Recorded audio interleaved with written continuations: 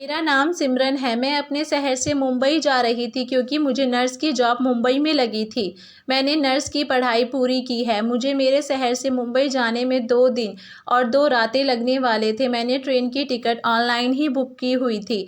आज मेरी ट्रेन थी, मुझे ट्रेन से सफ़र करना था, इसीलिए मैंने अपना पूरा सामान ठीक से बैग पैक कर लिया। मैं रेलवे स्टेशन पर पहुंच गई। वहां बहुत ज़्यादा भीड़ थी। लोग फटाफट से ट्रेन में चढ़ रहे थे, लेकिन मेरे समझ में नहीं आ रहा था कि मैं कहाँ से चढ़ूं, क्योंकि आज मैं पहली बार अपने शहर से दूसरे शहर जा रही थी। मेरे दिल में बहुत ज़्यादा घबराहट थी कि मैं ठीक से ट्रेन में चढ़ पाऊंगी कि नहीं, मैं वहाँ ठीक से जॉब कर पाऊंगी या नहीं, क्योंकि जॉब बड़ी मुश्किल से मुझे मिली थी। मैंने इस जॉब के लिए बहुत ही ज़्यादा मेहनत की थी।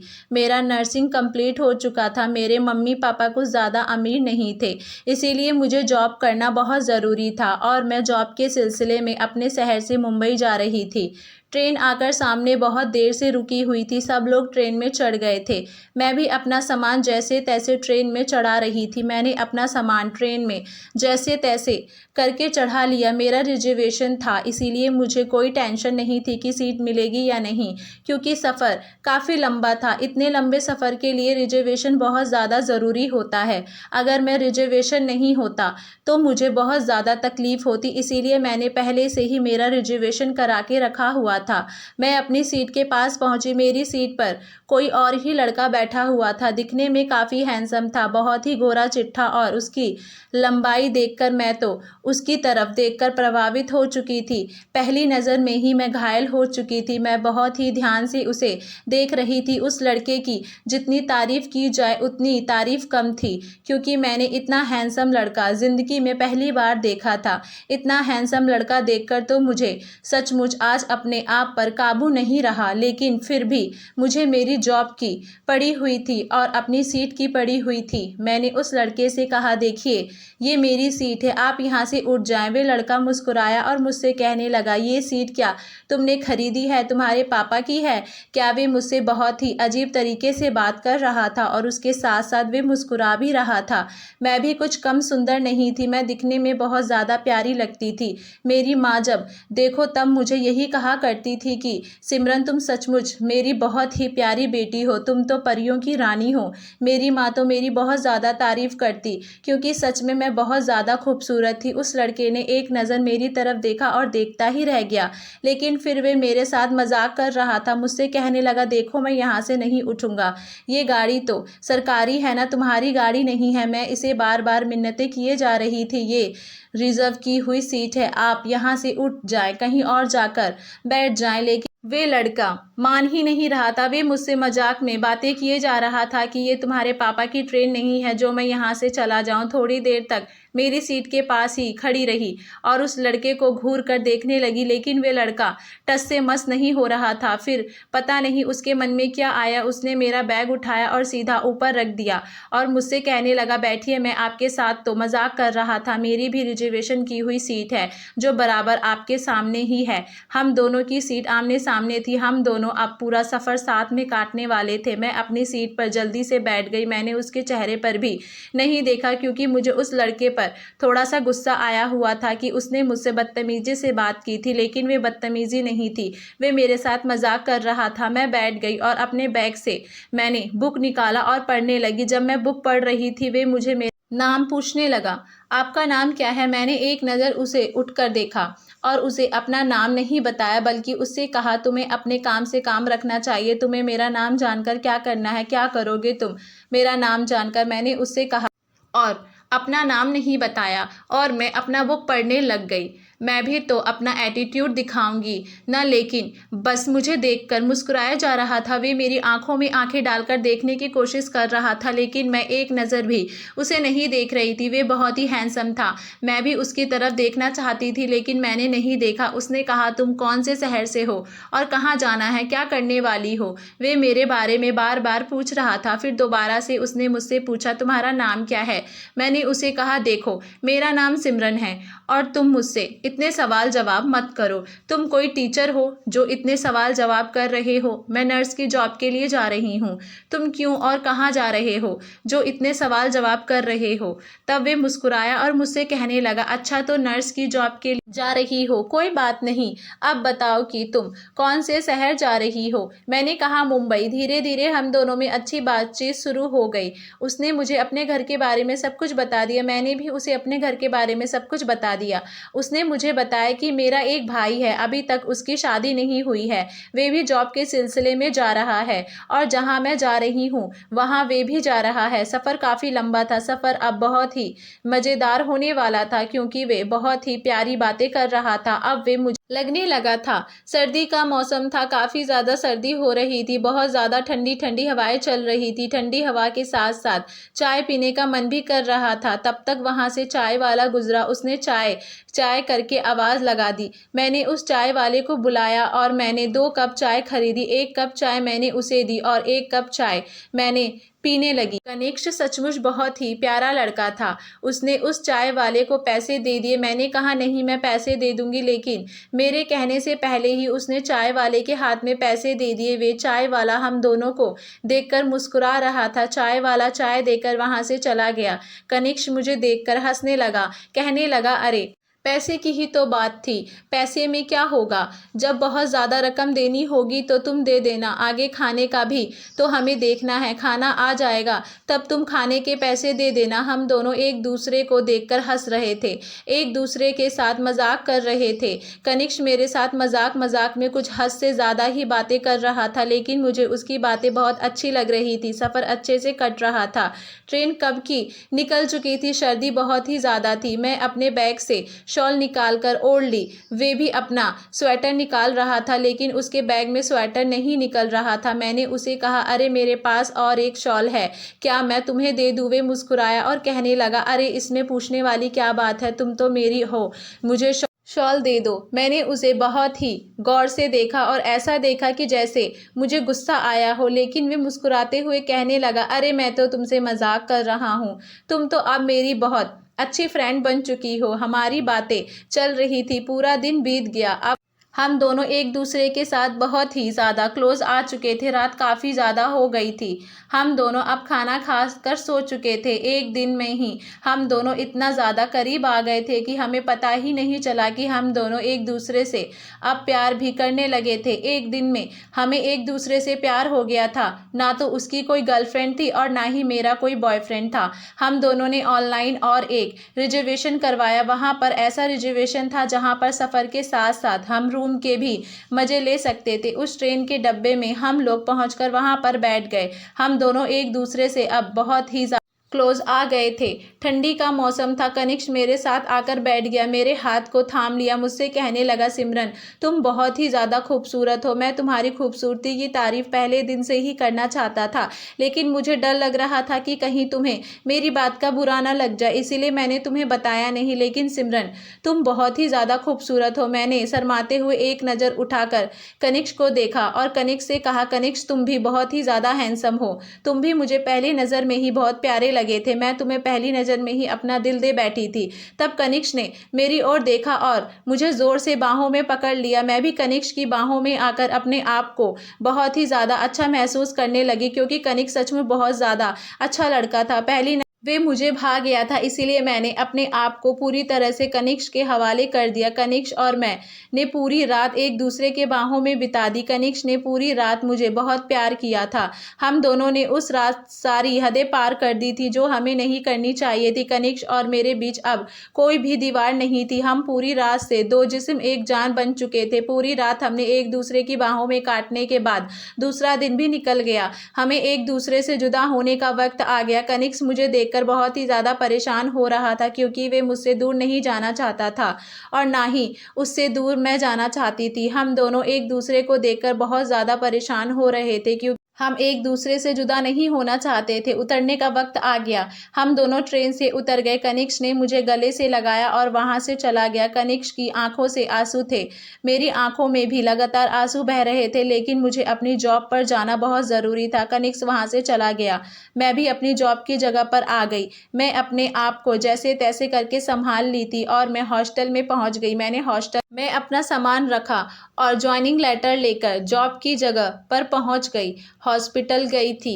वे दिन बहुत ही अच्छा गुजरा था। मेरी जॉब का पहला दिन था। बहुत अच्छी तरह से जॉब का दिन गुजर गया। शाम हो गई। मैं अपने बिस्तर पर जाकर लेट गई, पर मुझे याद आया कि मैंने कनिष्क का तो नंबर लिया ही नहीं और ना ही मेरे पास कनिष्क का कोई एड्रेस है। मैं बहुत ज़्यादा परेशान हो गई। मेरी समझ में कुछ भी नहीं आ रहा था कि मैं क्या करूं, कहां से कनिष्क का नंबर निकालूं।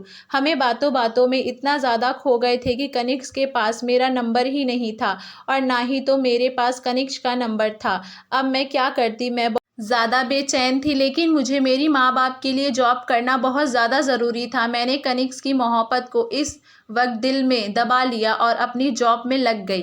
दिन ऐसे ही बीतते चले गए। 1 महीना गुजर गया। 1 महीने के बाद मुझे पता चला कि मैं माँ बनने वाली हूँ। जब मुझे पता चला कि मैं माँ बनने वाली हूँ, मैं बहुत ज़्यादा परेशान हो गई। मैं फिर से कनिष्क को ढूंढने की बहुत ज़्यादा कोशिश की, लेकिन वे मुझे कहीं नहीं मिला। मैं अपने बच्चे को मारना नहीं चाहती थी। मैंने अपने दिल में ठान लिया था कि मैं इस बच्चे को दुनिया में लाकर ही रहूंगी। मैं उसका हक बिल्कुल नहीं मारूंगी।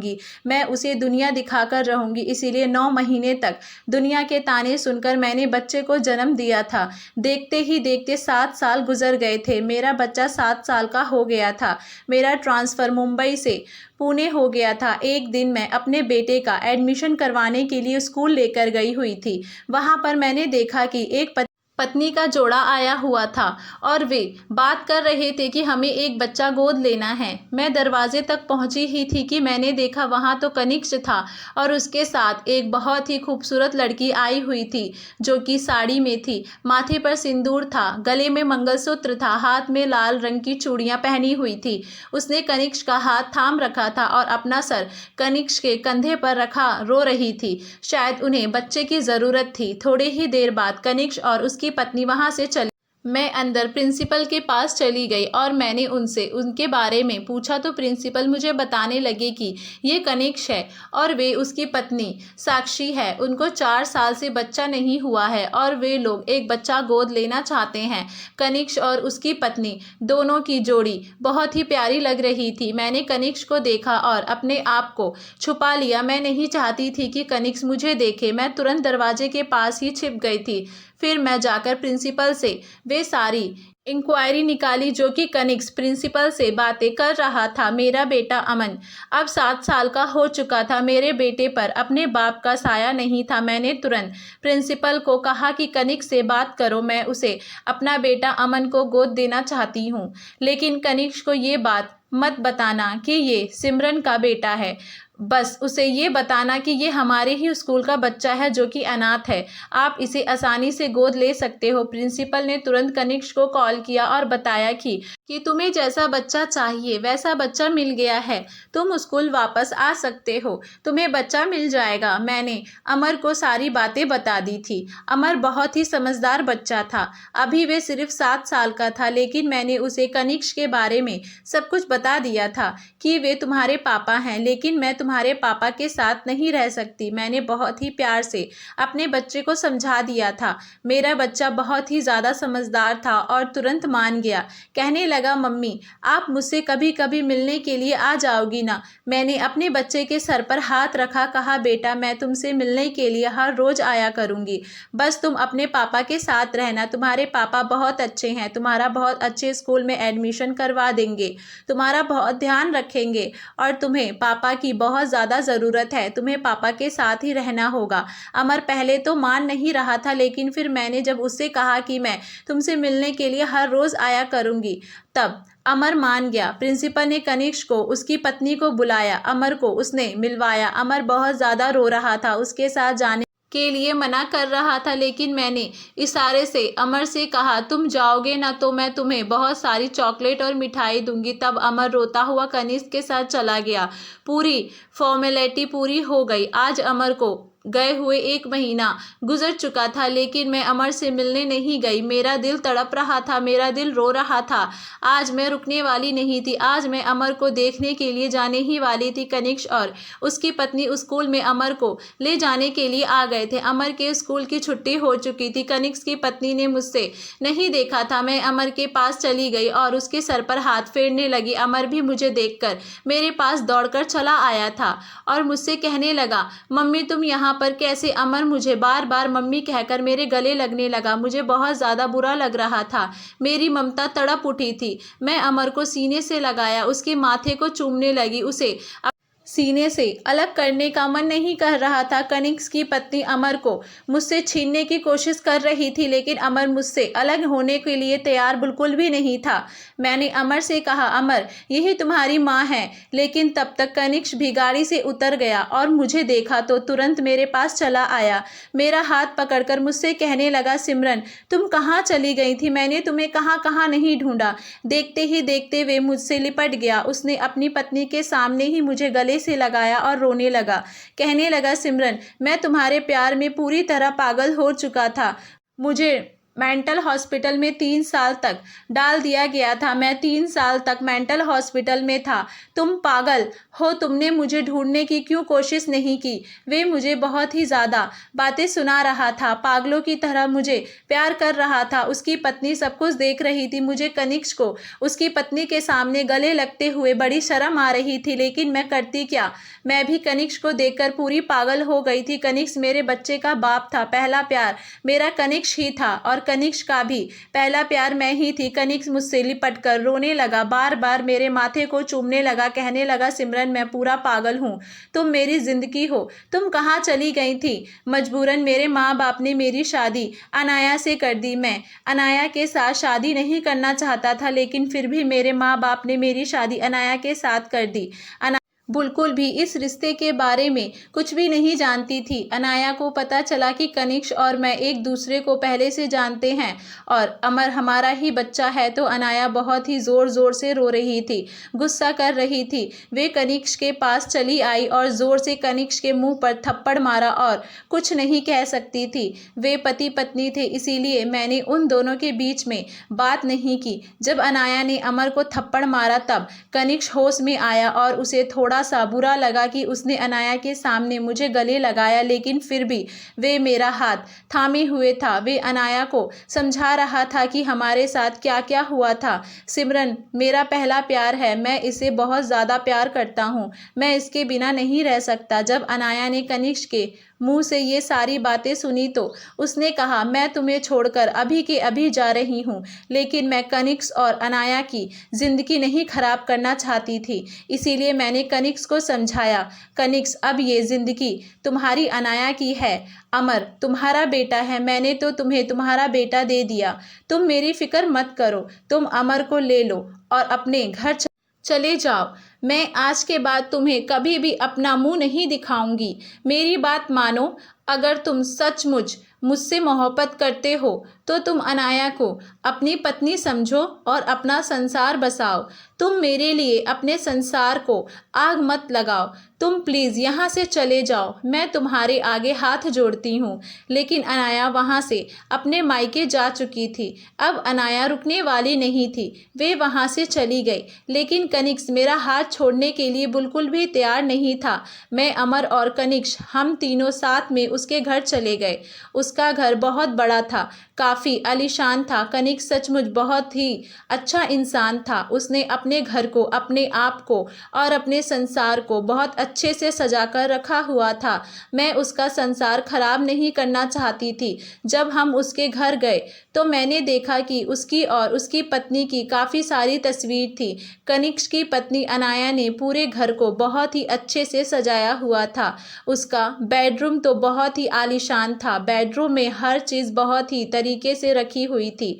उन दोनों की तस्वीर देखकर मेरे दिल में बहुत ज़्यादा जलन हो रही थी, लेकिन फिर भी मैंने अपने आप को समझा लिया कि मुझे इनका संसार खराब नहीं करना चाहिए, मुझे यहाँ से चले जाना ही बेहतर है। मैंने कनिष्क को बहुत मनाने की कोशिश की कि वे अनाया को उसके मायके से ले आए। मेरे कहने पर कनिष्क अनाया को लेने उसके मायके गया, लेकिन अनाया आने के लिए बिल्कुल भी तैयार नहीं थी। मैं दूसरे दिन अनाया के घर चली गई। मैं अनाया के सामने हाथ जोड़कर उससे माफ़ी मांगी। मैंने उससे कहा कि इसमें मेरी और कनिष्क की कोई गलती नहीं है, प्लीज़ हमें माफ़ कर दो। लेकिन अनाया हमें माफ़ करने के लिए बिल्कुल भी तैयार नहीं थी। 6 महीने गुजर गए। मैं हर दिन के बाद अनाया को मनाने के लिए उसके घर चली जाती थी। उसे बार बार यही कहती कि कनिष्क और मेरे बीच में ऐसा कुछ भी संबंध नहीं है जो तुम समझ रही हो। जो कुछ भी था वे सब कुछ गलती से हो गया था और नासमझी में हो गया, इसीलिए तुम अपना संसार बर्बाद मत करो। मैं बार बार अनाया को समझाने की कोशिश करती, बार बार कनिष्क जाता उसे समझाने के लिए। 1 साल बीत गए, लेकिन अनाया अब तक नहीं आई थी। उसने पता नहीं क्या सोच रखा था और एक दिन वे दुबई चली गई। उस दिन मेरे दिल को बहुत ही ज़्यादा ठेस लगी थी। मुझे ऐसा बिल्कुल भी नहीं करना चाहिए था। मुझे बिल्कुल भी अनाया के सामने नहीं आना चाहिए था। अपने बच्चे को गले से नहीं लगाना चाहिए था। उसे दिल अपना ममता को मुझे काबू में रखना चाहिए था। मैं करती क्या, मेरी ममता काबू में नहीं रही और मैं अपने बच्चे से जाकर लिपट गई। मैं आज उस दिन को बहुत ज़्यादा कोस रही थी। मुझे अनाया और कनिष्क की ज़िंदगी खराब नहीं करनी चाहिए थी। दिन बीतते चले गए। देखते देखते अनाया को गए 1 साल गुजर गए। 1 साल बाद लंबा चौड़ा लेटर मेरे घर पर आया। उसमें अनाया ने कनिष्क को तलाक दिया हुआ था। उसमें तलाक के पेपर थे और तलाक के साथ साथ उसके अंदर बहुत ही लंबा चौड़ा लेटर लिखा हुआ था। जब मैंने वे लेटर पढ़ा तब मेरी आंखों से आंसू बह रहे थे। मुझे बिल्कुल भी अपने कानों पर यकीन नहीं आ रहा था। ये सब कुछ उनके संसार में हो रहा था। अनाया ने मुझे लिखा हुआ था कि सिमरन, कनिष्क और मेरे बीच में बिल्कुल भी कुछ नहीं था। कनिष्क ने मुझसे शादी तो की थी, लेकिन पहले से ही तुम्हारा था। बस नाम के लिए हम दोनों पति पत्नी थे, लेकिन हमारे बीच में ऐसा कोई भी संबंध नहीं था। हम पति पत्नी जैसे एक दूसरे के साथ रहते थे। बस वे लोगों के सामने दिखाने के लिए हम पति पत्नी का नाटक कर रहे थे। कनिष्क ने कभी भी मुझे दिल से अपनी पत्नी माना ही नहीं था। उसके दिल और दिमाग में बस तुम ही तुम थी। मैं अगर उसके साथ भी रहती तो क्या करती, हमारे बीच में शारीरिक संबंध तो थे, लेकिन दिल का संबंध हमारा कभी भी जुड़ा नहीं। और 4 साल जब हमारे शारीरिक संबंध होकर भी मैं माँ ना बन सकी तो एक दिन हॉस्पिटल में मैंने अपने आप का चेकअप करवाने के लिए चली गई। जब मैंने अपना चेकअप करवाया तब मुझे पता चला कि मैं कभी भी माँ नहीं बन सकती हूँ, तो मेरा कनिष्क के साथ रहने का क्या फ़ायदा। मैं खुद ही कनिष्क के लिए कोई लड़की ढूंढ रही थी। मैं अपना और कनिष्क से एक बच्चा पैदा करवाने वाली थी, लेकिन भगवान का बहुत बहुत शुक्र है कि तुम खुद सामने आई और हमें कनिष्क का और तुम्हारा बच्चा मिल गया। भगवान की मर्जी यही थी, इसीलिए तुम यहाँ पर आई हो और आज तुम्हारा और कनिष्क का संसार फिर से बस जाएगा। तुम्हारा पहला प्यार तुम्हें मिल जाएगा। कनिष्क का पहला प्यार तुम ही हो, क्योंकि कनिष्क एक एक पल के लिए भी तुम्हें भूला नहीं है। मुझे अनाया का लेटर पढ़कर बहुत ही ज़्यादा दुख हुआ था। अब अपने आप पर बहुत ज़्यादा शर्मिंदगी महसूस होने लगी। मुझे लगा था कि मेरी वजह से सब कुछ हुआ होगा, लेकिन जब मैंने लेटर पढ़ा तो मेरे दिल को सुकून मिला। इसमें ना तो मेरी गलती थी, ना अनाया की और ना ही कनिष्क की कोई गलती थी। ये सब तो तकदीर का लिखा हुआ था जो आज हो गया था। अनाया दुबई में अपने बीच हुई पढ़ाई पूरी करके वहाँ जॉब भी कर रही थी। अनाया ने लेटर में ये भी लिखा था कि मैंने पूरी तरह से कनिष्क को माफ़ कर दिया है और पूरी तरह से उसे आज़ाद भी कर दिया है। तुम दोनों अब शादी कर सकते हो। रहो, क्योंकि अब मैं यहीं पर दुबई में सेटल होने वाली हूँ और यहीं पर कोई लड़का देखकर मैं भी शादी कर लूँगी। तुम दोनों अपना संसार बसाओ, अपने बच्चों के साथ सुखी रहो। मैंने वे लेटर कनिष्क को दिखाया। जब कनिष्क ने वे लेटर पढ़ा तो उसे भी बहुत ज़्यादा दुख हुआ, क्योंकि कनिष्क भी अपने आप को माफ़ नहीं कर रहा था। लेकिन जब उसने लेटर की आखिरी लाइन पढ़ी तब उसने मुझे गले से लगाया और रोने लगा, कहने लगा, यही तकदीर का लिखा है। अगर तकदीर में लिखा ना होता तो आज तो मुझे नहीं मिलती, ना ही तो मेरा बच्चा मिलता। मेरी मोहब्बत सच्ची थी, मैंने बस तुमसे ही मोहब्बत की थी। आज भगवान ने मेरी मोहब्बत मुझसे मिला दी। मैं आज अपने पति और बेटे के साथ बहुत खुश हूँ। धन्यवाद दोस्तों। आपको हमारी कहानी कैसी लगी हमें नीचे कमेंट बॉक्स में अपनी राय ज़रूर बताइएगा और हमारे चैनल वानी वॉइस को लाइक शेयर सब्सक्राइब करना ना भूलें।